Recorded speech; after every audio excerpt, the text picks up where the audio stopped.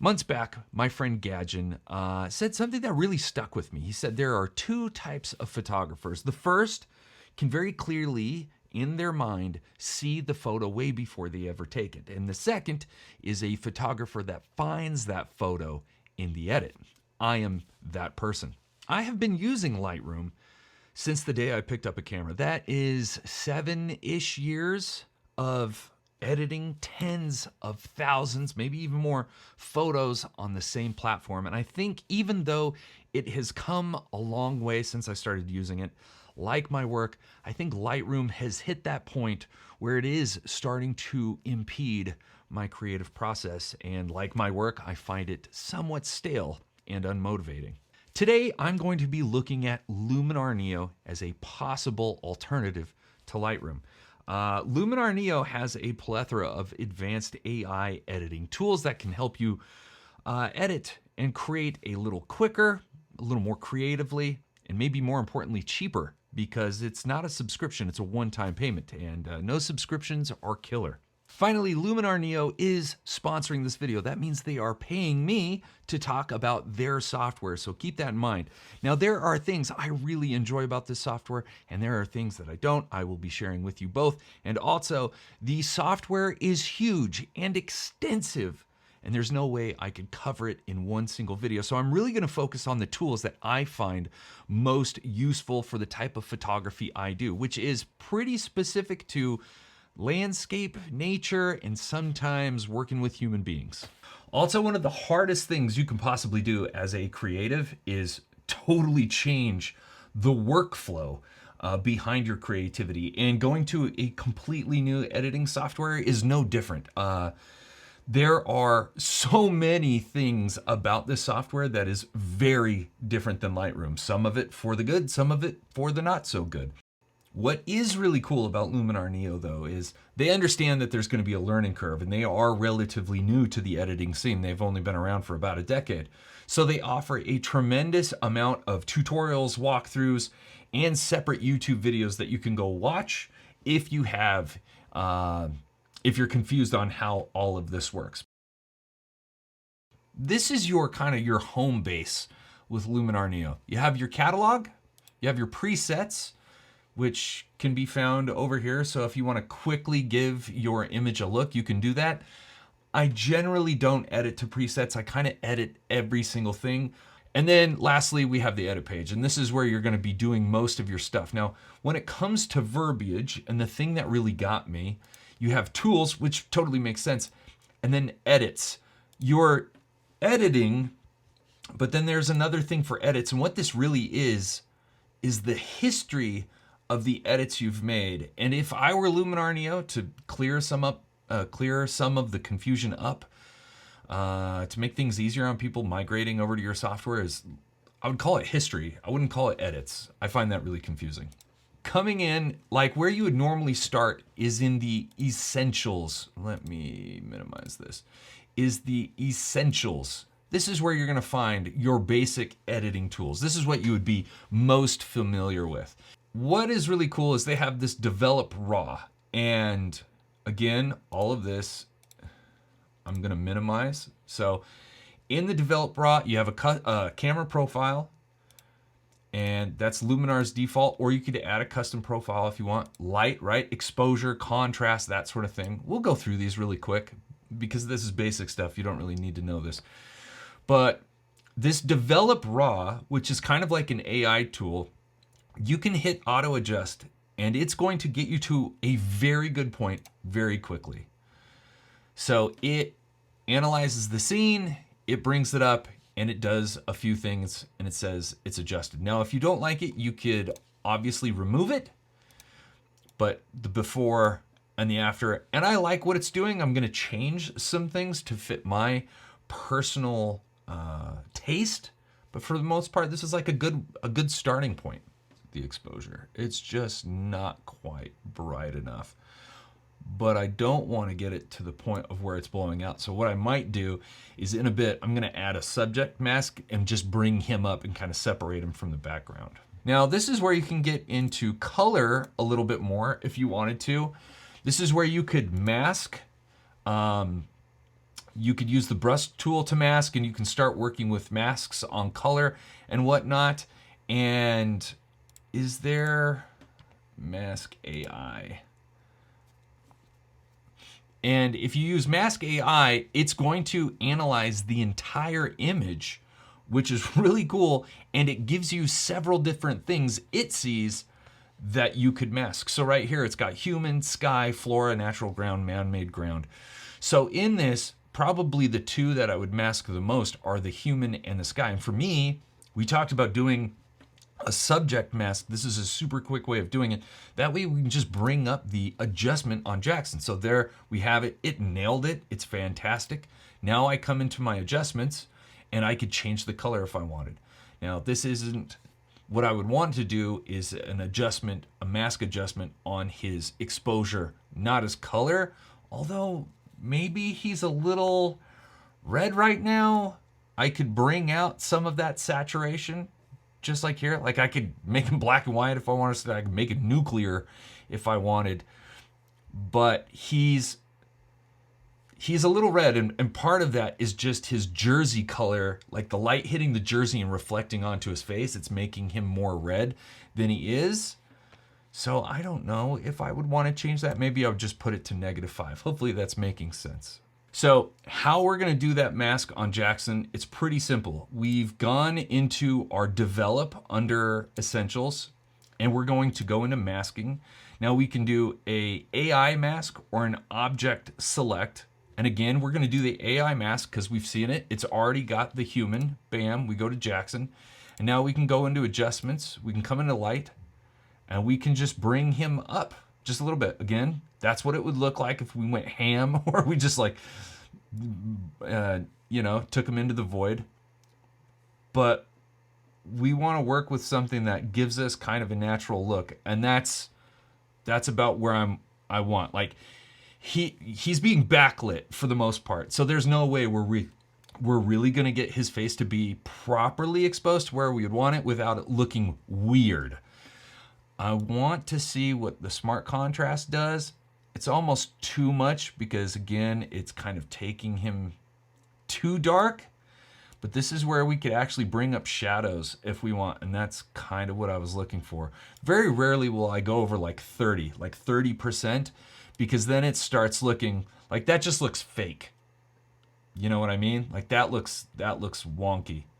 But right around 20 looks pretty good to me. Let's go into portrait, and I'll show you some of these really creative tools when it comes to portrait photography. So we have studio light.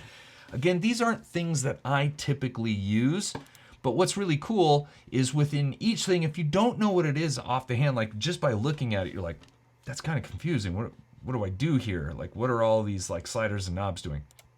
You can hit info, and it's going to tell you studio light allows you to add additional light sources to your portrait photos and get effects usually achieved with expensive studio equipment. And you can kind of see it happening right here. That is not what I want. Portrait bokeh, we could also open this up and show you what it's like. So what this does is I shot this wide open with my Q2. So we're getting plenty of separation between the subject and the background. This pushes that even further. Face is something we could play around with. So this is where we can do different things. Like we can reshape some of the light on his face if we wanted to. We could smooth out his face if we wanted to. There's a couple different things, and you can see them right here. Face light, which this is pretty crazy. It just automatically knows what the face is, like AI face. And so when you watch me bring it up, it just brings up the light in his face, nothing else. And it does it in a really natural way. Now this is at 100, and I don't think it looks very natural. But back down to 10, maybe 15. Bam. Now, let's say we're looking at Jackson. We're like, Jackson, you got the chubbiest little face, which he doesn't at all. And we wanted to slim that down. Again, this is something I would never use. Here's the before. Here's the after. And it actually makes him look like a completely different person. These are the tools that I probably wouldn't use. But if you were like a portrait photographer and you have to do this kind of touching up, and maybe your client wants to look a little bit better on their wedding day, Maybe this is a tool you use. I would just never use it. Now, eyes, eyeballs. This is something that I could really use because Jackson's eyes are real, like this beautiful deep blue green, but he's being backlit and he can't really see him. So if I wanted to, I could bring these up just a little bit. Now, iris visibility, we can pull that up and they make them pop just a little bit more. But what we would really like is the iris flare. So just under the pupil where the iris is, we can add a little bit of a white to it, of course, to show it off. That's 100%. And that actually kind of makes it look evil. So I'm going to dial it back. Where do I see it being? About 30. We could enlarge his eyes. We could make him look super strange. But eye whitening would help. There we go. Again, that makes him look evil, so we're not going to use it. Eye enhancer. I don't even know what eye enhancer does. Oh, yeah. I don't like. That's what I'm saying. You got to be subtle with these things. You can't go super heavy-handed. Dark circles. He's 10 years old. He doesn't have dark circles. He doesn't know. At 10 years old, you haven't worked a 15-hour day and paid taxes, so he didn't have any Vince Vaughn's yet. So now we can do a before after. That was our before, and that is our after that we got. And some of those AI tools really bailed me out of a jam, like the face light and the face AI. So easy. These are things I could definitely do in Photoshop or Lightroom, but the time it takes me to do it is what I don't like. This just saved me a ton of time. Let's say you took a bunch of these types of photos. Let's say you grabbed the team and you got a bunch of the photos and you wanted to apply every edit you made in the same type of way across all of those. You can save it as a preset. So if I come into presets, I can actually come down to the little menu button here and I can go save as a preset. If I wanted to call this something, maybe I'd call it like football portrait. And we are good to go. So now if I come into presets and I come into my presets, it's there. So I could now take that preset and apply it to any other photo that was in that catalog if I wanted to, which is really, really handy.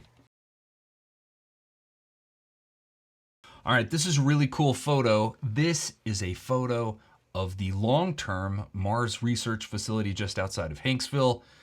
Pretty epic location. It really does look like Mars, and this is a real thing. NASA ran this thing. However, it doesn't look like this anymore. The experiment has ended, and a bunch of this stuff has just kind of gone to the wayside.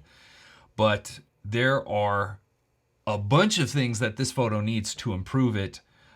We've got a bunch of objects that we could totally get rid of to make it less distracting. Like there's some porta potties right there and these weird white things, the solar thing. I bet we could get rid of all of that using the Gen Erase tool. We've got dust spots all over the place. And normally you'd have to do this one by one. With Luminar Neo, you can do them all at the same time. We need to get the color to where we want it. And also that is the most boring sky of all time. We might actually toy with a cloud replacement or a sky replacement in this photo. So let's get started. Normally we'd come into AI enhance, develop raw, and we would just auto adjust it. But I'm going to show you AI enhance. So again, it's just AI and it's going to do things that I would normally do, and it just kind of does it by itself. So as I crank it up to 100, that's what it looks like. And it's honestly not that bad, if I'm being honest, but it's a little intense. I'm going to come down to about 70. Okay. Now, the first thing I'm going to do is get rid of these dust spots because honestly, it's just so freaking distracting. So in Essentials, I can come into Erase and Object Removal. There are power lines that you could remove, and I've seen it, and it works amazingly well. But we're going to go Remove Dust Spots. And it's now removing. So it's giving us a little spinning wheel, and we'll see what happens. Every single one of them. There's not a single one that I can see. Holy crap. That was amazing. That would have taken me forever in Lightroom or my other like Gen erase tool. But how cool is that? All right, so that is gone. What did I just do? Now what I want to do is get rid of some of these objects right here. So we're gonna stay on erase. I maybe bring this down to 15, but we are going to erase the porta potties. And let's hit erase. And they're gone, and that looks solid. And now we're gonna do the rest of these little things that I think are kind of distracting. Excellent. This one might be a little tough because there's a fence behind it. Like if I zoom in, you can see kind of that fence, and we'll see what happens here. That filled in the fence. So what it's doing is it's looking at the proximity of that object and things around it, and it kind of, you know, anticipates what should be there based on that proximity. And I thought it was going to screw up, but it did a really good job filling in this fence. Like, I'm really impressed right now. The last thing to go, I think, is probably this solar grid right here. And make sure when you do this that you also get the shadow of the thing, because if you get rid of it and then there's a shadow there, that's definitely not going to look very believable. So let's see what we get out of this. Gone. Not bad. You get this weird line right here, but I think if we zoom out, let's see. Yeah, that's not horrible. There's this satellite right here, satellite dish. I am gonna get rid of that. Perfect.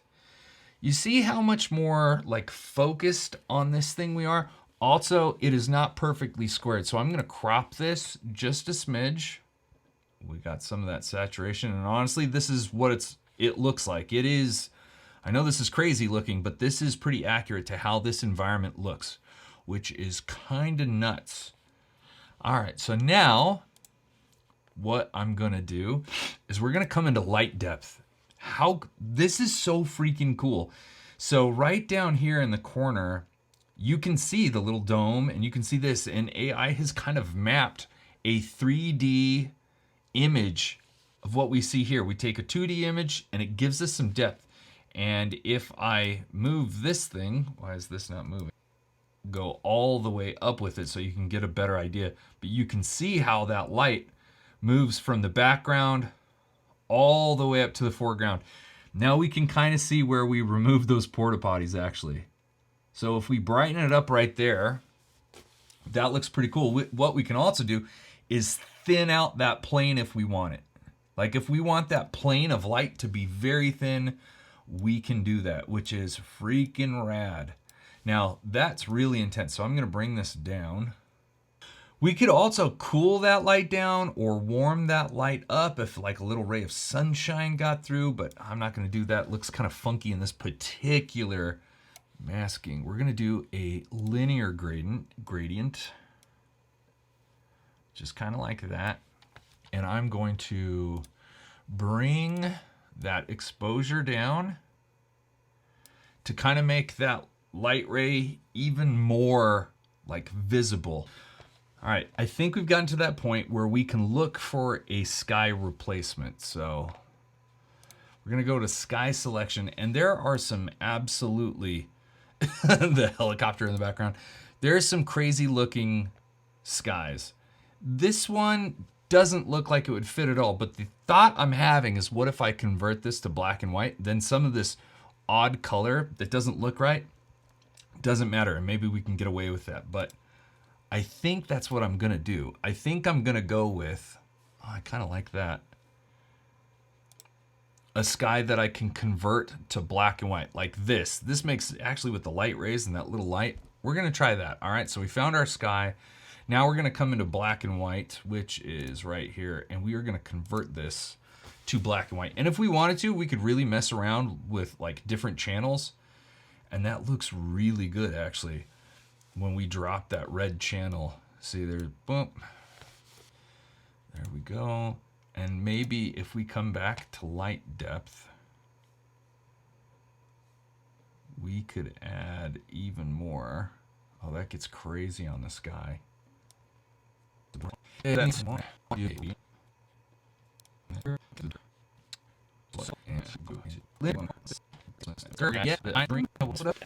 So let's go into the erase, and we're gonna select this and see if we can get it to look a little bit more natural. Because it's gonna replace it with sand still. There we go. Oh, that actually looks really good. And I'm pretty happy with that. But now I'm gonna add some film grain to kind of finish this off. And film grain on here is really intense. If you apply film grain, it is very, very intense. So just do it sparingly. Like if you come to 100, that's what you're gonna end up with, right? Like a scene out of the 1950s, like NASA, we faked the moon landing kind of thing. And there we have it. So freaking awesome. Let's go through the before and after real quick. I mean, pretty dull. We had dust spots everywhere. We had a porta potty. We had a weird white thing, a solar panel, a satellite dish, and another weird white thing that looks like a potato bug. And that would have taken me forever to get rid of specifically the dust. Like, it was so awesome to see how quickly that dust tool worked. But then we were able to add a sky to this thing. Oops. And I know it's crazy. Then we could use the light depth to kind of paint light right here. And it almost looks believable because we have those sunrays. Anyway, that's it. What an incredibly easy way to like get really creative with an image. It was kind of the crux for me joining with Luminar Neo to do this, is that they did offer a mobile solution, because I do edit off my phone all the time. However, we aren't going to be talking about the mobile app in depth today, but I do want to share a couple of things about it. It works, but each tool has a different editing interaction, and it starts to feel like it's different just for the sake of being different. In all honesty, I think this app would work better if it just used basic sliders instead of all of these weird, novel approaches to moving things around. Much easier. Right now, they're doing a huge Black Friday sale. That's one of the main reasons they reached out to me. We want to have you talk about it. Up to 77% off. From a value proposition, this could be awesome. It is not for the Photoshop expert, but it will definitely handle almost anything you want to throw at it from a Lightroom perspective, and I think that's really valuable. Luminar Neo seems like an incredible tool, and I'm going to commit to it for the next year because it does have a learning curve, and like with any software when it comes to editing, it takes a while before you become really familiar with it. But what I see is Photoshop to me is way too confusing. It doesn't make a lot of sense. It's too convoluted. Luminar Neo takes a lot of features that Photoshop offers, not all of them, but it condenses it down into a UI that makes sense for me. For me personally, I feel like I've eclipsed just Lightroom, and there are some things that I could use out of Photoshop to help me edit more creatively. But again, I don't want to do Photoshop. Luminar Neo seems to be that sweet spot for me. So I'm going to commit to it for the next year. So far, I've really enjoyed the things that I've been able to make out of it. And it's just fast. That's the other thing. It's so freaking fast. If they could get the desktop, if they could get the mobile version to be more like the desktop version, I would be so stoked. That for me, because I like editing off my phone, it's just fun, and I'm on the go all of the time. So the mobile app for me is kind of high priority. Luminar Neo, if you can get rid of those clumsy, novelty-like inspired editing things on the mobile and just go back to the sliders, because honestly, those make more sense, I would love that. But anyway, I hope you enjoyed the video. Hopefully you enjoyed this look at Luminar Neo. Luminar Neo, thanks for sponsoring this video, giving me access to the software so that I can play with it for the next year. But I would definitely check it out. I mean, right now is the best time to buy, 77% off, $140 for a forever license is incredible. Anyway, thanks for watching. If you have any questions at all, let me know down in the comments below. But I'll catch you on the next one. Peace.